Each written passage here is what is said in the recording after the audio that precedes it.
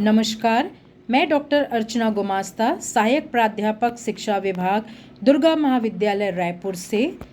आज हम इस सेशन में बीएड द्वितीय सेमेस्टर के 5th paper learner and learning process के 4th यूनिट के पहले भाग एक्सेप्शनल चिल्ड्रन यानी कि विशिष्ट बालक के बारे में अध्ययन करेंगे।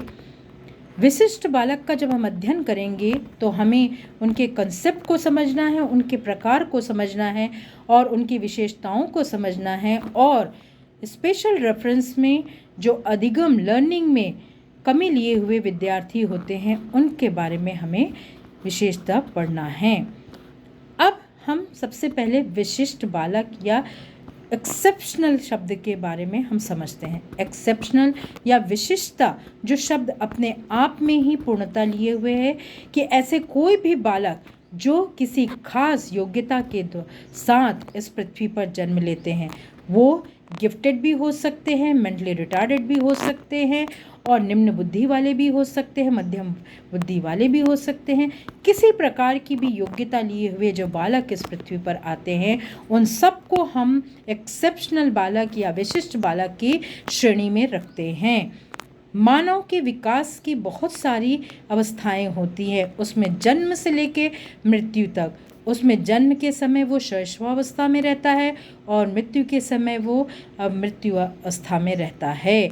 जब हम शैशवावस्था को पार करते हैं या उसके साथ साथ जब हम अपनी अवस्थाओं की तरफ आगे बढ़ते हैं तो वो हमारी इन विशेषताओं को इंगित करता हुआ और दिखाता हुआ आगे बढ़ता रहता है। मानव बाल विकास के आधार पर मानव के जो 2 प्रकार बताए हैं वो है एक सामान्य बालक की और दूसरे हैं विशिष्ट बालक की कैटेगरी। अभी हम यहाँ पर सामान्य बालक और विशिष्ट बालक को समझेंगे। सामान्य बालक और विशिष्ट बालक को समझने के लिए हमें एक वक्र की आवश्यकता पड़ती है जिसे हम सामान्य वक्र कहते हैं, जो ऐसे होते हुए ऐसे चलता है, यानी कि लेफ़्ट साइड से होते हुए ऊपर ऐसे कर्व बढ़ता है और नीचे तरफ फिर जाता है। लेफ़्ट साइड में जो 10% लोग होते हैं वो प्रतिभावान यानी कि गिफ्टेड बालक की श्रेणी में रहते हैं और राइट साइड जो 10% के लोग होते हैं वो असामान्य बालक की कैटेगरी में आते हैं। और इस वक्र के जो बीच में 80% जो सामान्य लोग होते हैं वो सामान्य वर्ग या कैटेगरी के लोग कहलाते हैं। अर्थात इस पृथ्वी पे जन्म लेने वाला वो हर व्यक्ति अपनी किसी न किसी खास योग्यता के साथ जन्म लेता है। जैसे 10% गिफ्टेड बालक की श्रेणी में आएंगे और इधर के 10% जो बालक होंगे वो असामान्य कैटेगरी के और बीच के बालक असामान्य। इस तरीके से पृथ्वी में पाए जाने वाला हर 80% व्यक्ति एक दूसरे से कहीं ना कहीं सामान्य होता है। अब हम आगे चलते हैं कि जैसे इन विकास की अवस्थाओं को पार करते करते वो एक्सट्रीम इंटेलिजेंस के आगे भी जा सकता है और वो असामान्य की कैटेगरी में आ सकता है। वो हम उनकी बौद्धिक क्षमता के आधार पर ही हम ज्ञात करके बता सकते हैं। जैसे एक माँ से जन्म लेने वाले 2 जुड़वा बालक भी एक जैसे नहीं होते हैं और व्यक्तिगत विभिन्नता होने के कारण, उनकी शैक्षिक अवस्था अलग अलग होने के कारण व्यक्तियों में ये जो हमारी क्वालिटीज़ हैं वो भी डिफरेंट पाई जाती हैं। तो इसी को हम बौद्धिक विषमताएं भी कहते हैं और इसी बौद्धिक विषमताओं के कारण बालक की कैटेगरीज भी अलग अलग होती है। इसको बताने के लिए क्रो एंड क्रो एक मनोवैज्ञानिक, उन्होंने कहा है कि विशिष्ट प्रकार या विशिष्टता शब्द किसी एक ऐसे लक्षण का या उस लक्ष्य को रखने वाले व्यक्ति के लिए व्यक्ति पर लागू किया जाता है। यानी कि कोई भी विशिष्ट प्रकार या विशिष्ट प्रकार का लक्षण, ऐसे जो शब्द होते हैं वो ऐसे लक्षण लिए हुए वाले व्यक्ति पर ही लागू किया जाता है। अब हम इसके प्रकार के बारे में बात करते हैं तो उसमें सबसे पहले आता है आपका प्रतिभाशाली बालक, यानी कि जिसे हम गिफ्टेड चाइल्ड के ऊपर चिल्ड्रन का नाम देते हैं। दूसरे आते हैं पिछड़े बालक, जिनको हम बैकवर्ड चिल्ड्रन की कैटेगरी में रखते हैं। तीसरे आते हैं मंदबुद्धि बालक, यानी कि जो मेंटली रिटार्डेड बच्चे होते हैं वो इस कैटेगरी में आते हैं। उसके बाद आते हैं शारीरिक रूप से असक्षम बच्चे, जिनको हम फिजिकली हैंडीकैप चिल्ड्रन कहते हैं। उसके बाद आते हैं बाल अपराधी कैटेगरी के बच्चे, यानी कि हैं वो डेलिक्वेंट चिल्ड्रन जिनको हम कहते हैं। और उसके बाद आते हैं समस्यात्मक बालक, यानी कि प्रॉब्लमेटिक चाइल्ड। उसके बाद आते हैं अधिगम असमर्थ बालक, यानी कि लर्निंग डिसेबिलिटी वाले चिल्ड्रन। अब हम यहाँ पर हर एक विशिष्टता लिए हुए बालकों को ब्रॉड एस्पेक्ट्स में पढ़ेंगे। सबसे पहले हम जानते हैं प्रतिभावान बालक के बारे में। प्रतिभावान बालक जैसे कि शब्द से ही परिचित है, प्रतिभा यानी उसके में कोई ऐसी खासियत, योग्यता उच्च श्रेणी की पाई जाती है। वो सामान्य बालकों से स्थायी रूप से या सभी रूप से वो श्रेष्ठ होता है। जिनकी बुद्धि लब्धि, जिसको कि हम इंटेलिजेंट क्वेश्चन कहते हैं, मनोवैज्ञानिकों द्वारा विभिन्न बुद्धि के मापन की विधियां निकाली गई हैं और उस विधि के आधार पर हम बुद्धि लब्धि और ज्ञात कर सकते हैं।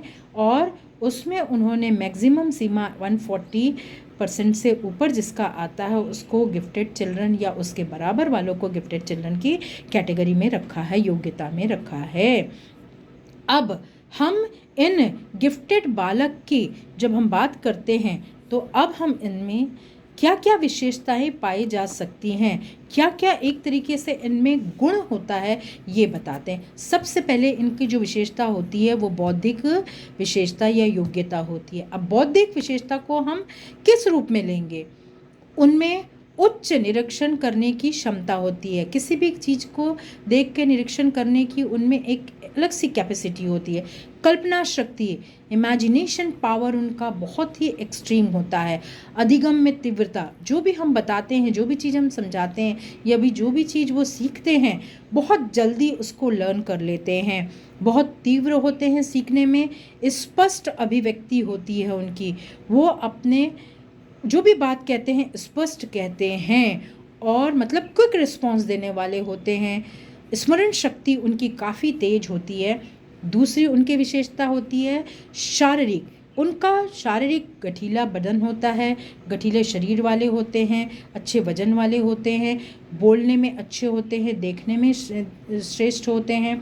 उनका परसेप्शन, उनके विचार करने, लोगों को परखने का, चीज़ों को, नज़रिया को देखने का नज़रिया एक खास अलग तरीके का होता है। उनका एप्टीट्यूड, उनका अभिवृत्ति वो बिल्कुल अलग होती है। उसके बाद उनकी व्यक्तिगत विशेषताएं आती हैं। व्यक्तिगत विशेषताओं के अंतर्गत उच्च व्यक्तित्व के स्वामी होते हैं। ऐसे लोगों को देखकर आपको खुद लगेगा कि हाँ, इनमें कुछ ना कुछ तो खासियत है। हम जितने भी हमारे पुराने ऐसे गिफ्टेड बालक के बारे में बात करें, वो जन्म से ही अपनी एक विशेषता दिखा जाते हैं। उसके बाद जब हम चलते हैं उनकी अलग दूसरे गुण में कि वो प्रश्न करने में बहुत शौकीन होते हैं। भावनात्मक रूप से वो बिल्कुल वो अस्थिर होते हैं। भावनात्मक रूप से वो क्यों अस्थिर रहते हैं? क्योंकि वो एक तरीके पे मतलब अपने कंसंट्रेट करके नहीं चलते हैं, है ना, वो अपने माइंड को शिफ्ट करते हैं, है ना। ये भी उनकी एक विशेषता होती है। वार्तालाप करने में, बहस करने में बहुत ही सक्रिय होते हैं। समन्वय, समायोजन, सामंजस्य और विश्लेषण करने की क्षमता इनमें बहुत एक्सट्रीम होती है। इसके बाद एक इनमें और खासियत होती है, विशेषता होती है, वो है नकारात्मक विशेषता। अब आप कहेंगे इसमें नकारात्मक की यहाँ क्या जगह है? पर ऐसे बालक कभी कभी नकारात्मक विशेषता भी लिए हुए होते हैं। उसमें उनकी जैसे नकारात्मक विशेषताओं को मतलब जैसे वो बेचैन रहते हैं, ध्यानहीन भी कभी कभी हो जाते हैं, कभी कभी उनमें ईगो की भावना आ जाती है, अहं हो जाता है, ईर्ष्या हो जाता है। कक्षा कार्य या गृह कार्य जो दिया जाता है उसको गृह कार्य तो कर लेंगे पर कक्षा कार्य में वो इतनी रुचि नहीं दिखाते, है ना। कभी कभी किसी काम में वो उतनी रुचि नहीं दिखा पाते हैं जितने सामान्य बालक दिखाते हैं। तो ये इनकी कुछ विशेषताएं होती हैं। अब हम चलते हैं पिछड़े बालक की कैटेगरी में। पिछड़ा बालक, जब हम यहाँ पिछड़े बालक को जानना चाहेंगे तो पिछड़ा शब्द यहाँ पर हम किससे लिए? उनके कक्षा कार्य करने, की जो सीमा होती है उसमें वो पिछड़े होते हैं। मतलब जो भी बौद्धिक रूप से कार्य करने में कक्षा में जो दिया जाता है, चाहे वो पाठ्यक्रम आधारित हो, चाहे वह और किसी भी कार्य में, उसमें वो औसत छात्रों से काफ़ी पीछे होते हैं। ऐसा नहीं है कि वो करना नहीं चाहते हैं, पर उनमें वो जो डिसेबिलिटी है, जो थोड़ा सा अयोग्यता है, उसके कारण वो काम को करने में थोड़े पिछड़े होते हैं।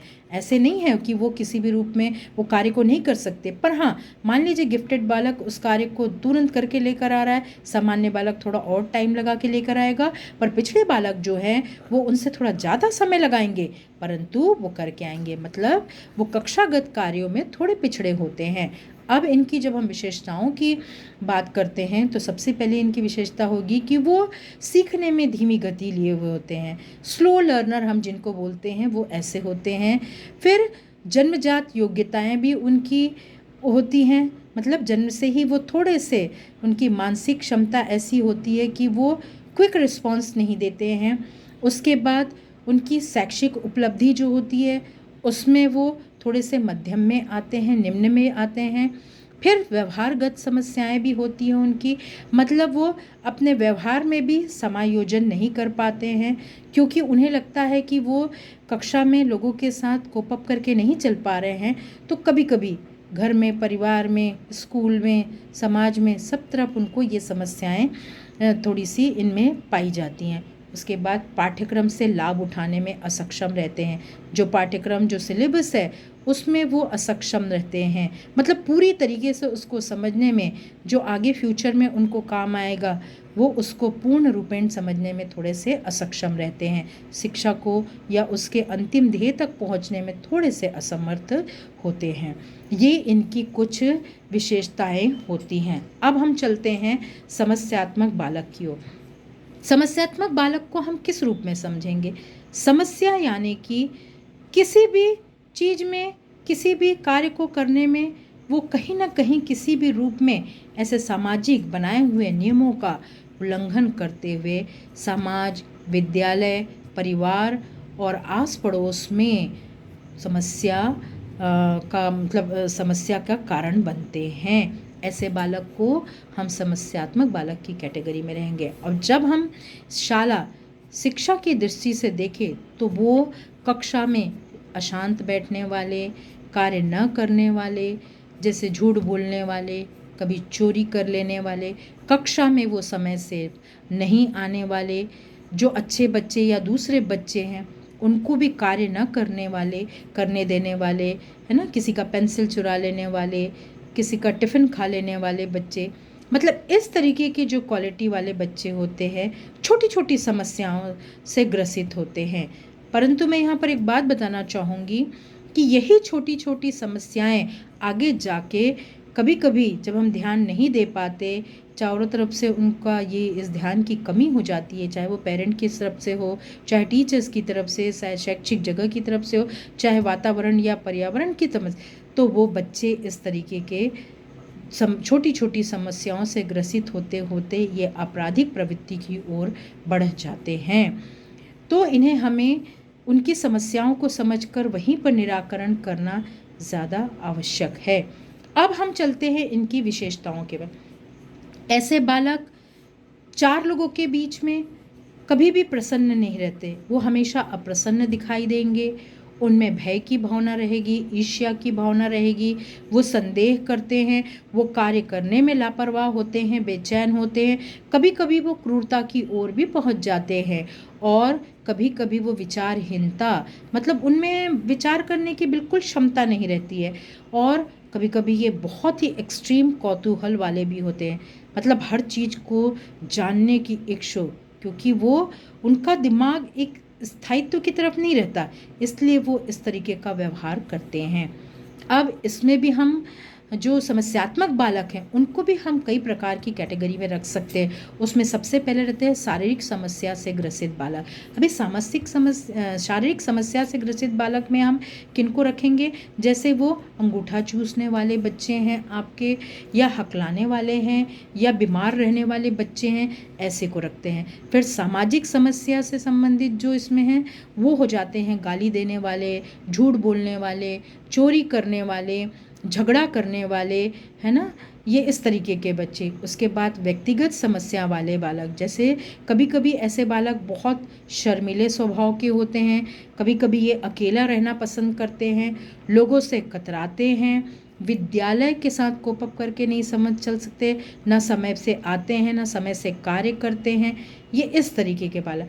और कुछ होते हैं आर्थिक समस्या वाले बालक, उसके अंतर्गत जो चोरी करते हैं तो चोरी करने वाले बालक। उसके बाद हम चलते हैं अभी नेक्स्ट इसके प्रकार में, वो है बाल अपराधी। बाल अपराधी जो 14 साल से कम उम्र के बच्चे होते हैं, वो जो अपराध की श्रेणी में लिप्त होते हैं, उन्हें हम बाल अपराधी कहते हैं। और ये बचपन से ही किसी न किसी रूप में, चाहे इसका कारण कुछ भी हो, वो अपराध में लिप्त होते जाते हैं। जो प्रॉब्लमेटिक चाइल्ड, जो समस्यात्मक बालक मैंने बताया, अगर उसमें सुधारा कार्य बचपन में से नहीं हुआ तो वो वही बालक या कुछ ऐसे भी बालक जो अच्छे घरों के होते हुए भी आपराधिक प्रवृत्ति में लिप्त हो जाते हैं। तो अपराध की श्रेणी को जब हम नापना चाहेंगे तो अपराध छोटे से, मतलब किसी का टिफ़िन खाने से लेकर किसी की हत्या तक की बात, ये अपराध की श्रेणी में आ जाता है। अभी बाल अपराधी को हम लेंगे तो उसके जो विशेषताएं होती हैं, तो उसमें अपन कैसे रहेगा कि वो मतलब बचपन से ही अधैर्य होंगे, कभी भी छोटी मोटी गलतियां करेंगे, उसमें वो कभी एक्सेप्ट नहीं करेंगे कि हाँ उन्होंने कुछ गलतियां की हैं, या फिर उनके दिमाग में हमेशा खुरापात चलता रहेगा। कुछ आर्थिक कारण भी होते हैं जिसके कारण वो ऐसे बन जाते हैं, या वो कुछ आर्थिक कारण में, जैसे निर्धनता है, मतलब गरीबी है, पारिवारिक संघर्ष हो जाता है, पारिवारिक कारण में और भी सामाजिक चीज़ें हो जाती है, मनोवैज्ञानिक चीज़ों में बहुत ही निम्न बुद्धि के हो जाते हैं, वो मानसिक रोगों से ग्रसित हो जाते हैं, ग्रंथियों का विकास नहीं हो पाता, और आनुवांशिक कारण के कारण वो मतलब उनमें शारीरिक विकास कम हो जाता है, या कभी कभी उनके जो मतलब विकास की गति है वो धीमी हो जाती है। तो इन सब कारणों से वो एक बाल अपराधी की कैटेगरी में चले जाते हैं और बाल अपराध की सीमा में आ जाते हैं। अब आपराधिक प्रवृत्ति का, जैसे मैंने आपको बोला कि इसकी कोई सीमा नहीं है, छोटा सा एक टिफ़िन खाने से, एक पेंसिल चुराने से लेकर और किसी की हत्या करने तक की जब हम कोई घटना ऐसे में लिप्त हो जाते हैं तो वो अपराध की श्रेणी में आ जाता है। अब बात आती है मेंटली रिटार्डेड बच्चों की, यानी कि मानसिक व्याधिता से ग्रस्त बालकों की।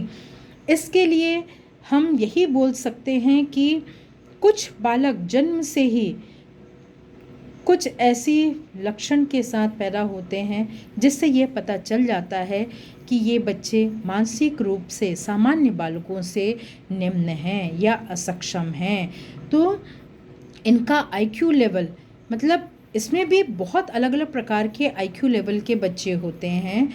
हम इनको पहचान सकते हैं कि इनका आईक्यू लेवल थोड़ा लो होता है, ये स्लो लर्नर में आते हैं, और मतलब ये किसी चीज़ों को समझने में उतनी फुर्ती नहीं दिखा सकते हैं जितना कि एक सामान्य बच्चा दिखाता है ना। अब इसमें जैसे हम इनके लिए हम सिर्फ यही बोल सकते हैं कि हमें इनके लिए एक ऐसी शिक्षा की व्यवस्था करनी है, या इनके लिए हमें एक ऐसे गाइडेंस की आवश्यकता है जिससे हम उनका मॉरल सपोर्ट कर सकें और उन्हें ऊपर उठा सकें।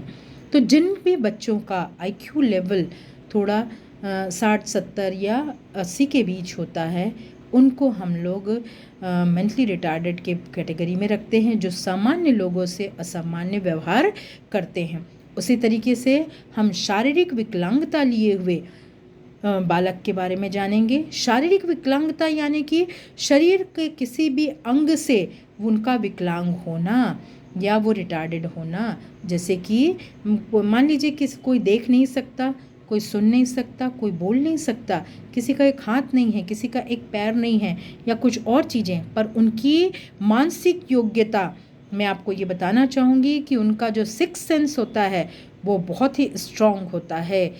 ऐसे बच्चों से कभी मिल के देखिए, आपको लगेगा कि हमें इनसे कुछ सीखना चाहिए। तो ये किसी न किसी एक ख़ास विशेषता के साथ पैदा होते हैं। भले उनके में कोई एक चीज़ की कमी होगी, वो बोल नहीं सकेंगे, कोई देख नहीं सकेगा, पर कोई सुन नहीं सकेगा, कोई चल नहीं सकेगा, परंतु इनकी जो मानसिक योग्यता है वो काफ़ी अच्छी होती है, सुदृढ़ होती है। कभी कभी कोई एक्सट्रीम केस में वो दोनों रूप से मेंटली और मतलब फिज़िकली एंड मेंटली रिटार्डेड हो जाते हैं। और ऐसे बच्चों के लिए हम एक शिक्षक या एक सामान्य नागरिक होने के लिए सिर्फ यही कर सकते हैं कि हम उन्हें जितना अच्छे से अच्छी परवरिश दे सकें, जितने अच्छे से अच्छी शिक्षा दे सकें, जितने अच्छे से अच्छी हम अपने सोच को बना सके, वैसा करके इन बच्चों को ग्रोथ करना चाहिए। क्योंकि इनके लिए हमें विशिष्ट विद्यालयों की स्थापना की आवश्यकता पड़ेगी, विशिष्ट कक्षाओं की आवश्यकता पड़ेगी, विशेष शिक्षकों की आवश्यकता पड़ती है। ऐसे बच्चों को हम किसी हुनर देकर, जैसे कोई हस्तकला में, कोई चित्रकला में, कोई और किसी कार्य में, ऐसे हम उनको अपने जीवन जीने के योग्य बना सकते हैं। बहुत सारे पेरेंट्स आप देखेंगे वहाँ पर मतलब करोड़पति हैं, या कोई ऐसा भी है चलो जिनके पास पैसे नहीं हैं, उनके घरों में ये बच्चे होते हैं, तो आप सोच सकते हैं कि उनके लिए, उन माता पिता के लिए उन बच्चों को बड़ा करना कितना बड़ा काम है। परंतु जो करोड़पति घर के होते हैं, ऐसे लोग बहुत अच्छे अच्छे स्कूल में, कभी घर में लोगों के केयर टेकर्स रखे और उनकी देखभाल कर लेते हैं, खुद भी करते हैं। तो हम सबका यही दायित्व है कि हम सब ऐसे बच्चों के लिए एक अच्छी सोच रखें और कार्य करें। अब हम चलते हैं अधिगम अयोग्य बालक के। अधिगम अयोग्य बालक के बारे में हम कैसे जानेंगे कि अधिगम को हम साइकोलॉजी की भाषा में लर्निंग को ही अधिगम कहते हैं। अब लर्निंग में कोई बालक पीछे हो सकता है किसी भी चीज़ को लर्न करने में, सिंपल सी बात अगर बोल रहे हैं उसको भी वो लर्न करने में अपना उसकी सीमा कम हो सकती है। उसमें हम हो सकता है उसकी शारीरिक, बौद्धिक, है ना, और मानसिक रूप से वो किसी रूप में क्षतिग्रस्त होते हैं, और नहीं भी होते हैं तो भी अरुचि के कारण, मानसिक अस्थिरता के कारण वो असामान्य व्यवहार करते हैं या लर्निंग में वो इतनी एफिशिएंसी नहीं दिखाते हैं। लर्निंग यानी कि कक्षागत सिखलाई, जो भी चीज़ कक्षा में या उनको सिखाया जा रहा उसमें वो पूर्ण रूपेण ध्यान नहीं देते हैं। तो ऐसे जो लर्निंग डिसेबिलिटी वाले चिल्ड्रन होते हैं, इनके लिए बहुत सारे ऐसे कारण होते हैं जिसको हम जानना चाहेंगे।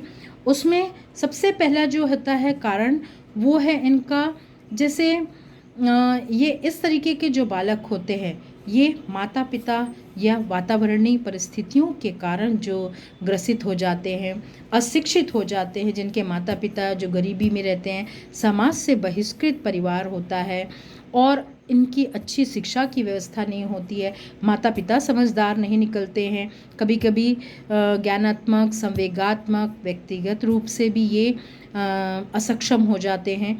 तो इस तरीके से ये जो बालक होते हैं वो अधिगम डिसेबिलिटी लिए हुए होते हैं, करना चाहते हैं, पर उनकी परिस्थितियाँ, उनकी स्थितियाँ, उनका जो वातावरण है वो उस कार्य को करने नहीं देता। इसी तरीके से एक और बालक होते हैं सृजनात्मक बालक, क्रिएटिव चिल्ड्रन जिनको हम बोलते हैं। हम आप सभी कहीं ना कहीं थोड़े बहुत अपने दिमाग का इस्तेमाल करके कोई कार्य को क्रिएशन की तरफ ले जाते हैं। अब क्रिएटिविटी अगर किसी में बहुत एक्सट्रीम, बहुत अच्छे लेवल की उसकी क्रिएटिविटी है, तो वो सृजनात्मक बालक होगा। हर एक बालक सृजन करता होता है, हर एक व्यक्ति सृजनात्मक होता है। तो किसी भी कार्य को सही तरीके से करने में, उसको नए तरीके से करने वाले बालक को हम सृजनात्मक बालक कहते हैं। मैं उम्मीद करती हूँ कि मैंने जितने सरल रूप में आपको ये बताने की कोशिश की है, आप सब इससे लाभान्वित हुए होंगे या होंगे। आगे जब भी मुझे मौका मिलेगा या मैं आगे जब भी सेशन करूँगी तो इन सबको डायग्राम से मैं समझा सकूँ या बता सकूँ, यही मेरा प्रयास रहेगा। धन्यवाद।